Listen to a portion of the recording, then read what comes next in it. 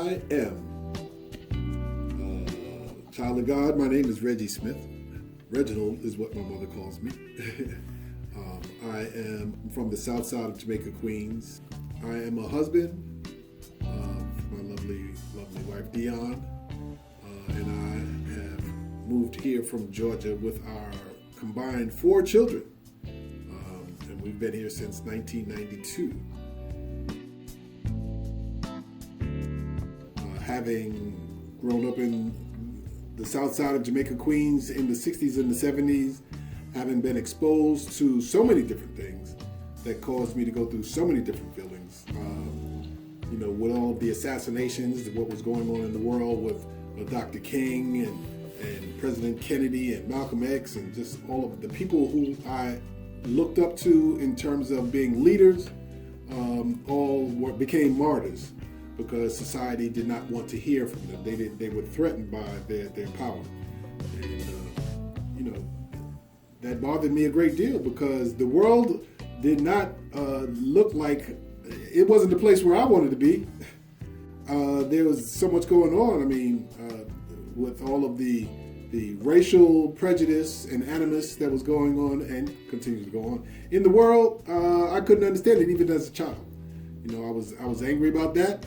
I was angry about some things that were going on at home, even though I'm glad to be from a 2-parent family. My father was a police officer, my mother was a hairdresser, and there was alcohol in the mix. And when you have a father that's a police officer and has a gun and alcohol, it really doesn't mix very well at all. So there was trauma in the home, and so I just, I think I was kind of angry as a young man. I got skipped in the 2nd grade, and so I graduated high school when I was 16, but I had a hard time adjusting emotionally.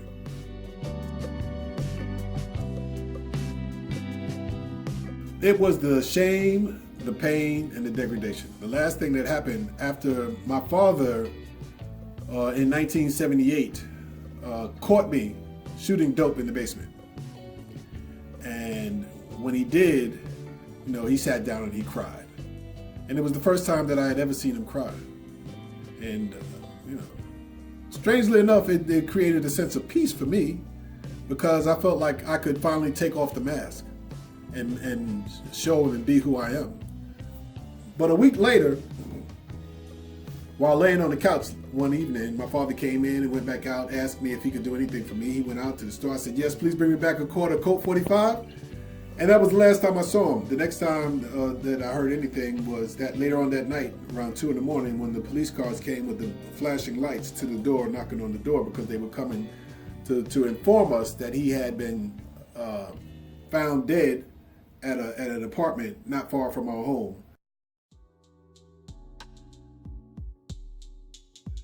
After being clean for 3 years,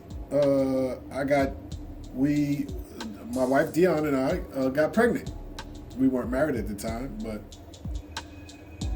having shot dope for some years and with the AIDS epidemic coming on, we watched lots of people die grotesquely. But I didn't think that it would have affected me. Why would I? Not me. But when we got pregnant, we had to go get tested. And gratefully, her test came back negative because that meant she and the baby would be fine. But mine came back positive, and I was actually diagnosed with AIDS and hepatitis C. And that was devastating.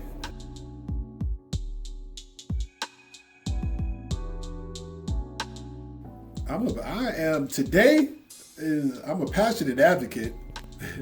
I'm an advocate for wellness, awareness, and recovery. And it's psychological, spiritual, mental, emotional, physical wellness.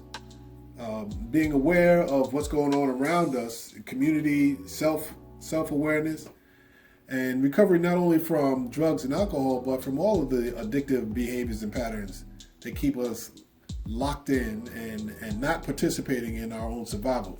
Because I truly believe that if we're not participating in our own survival, then we're most certainly complicit in our own demise. And not going out like that, and and I would appreciate it if other folks wouldn't either.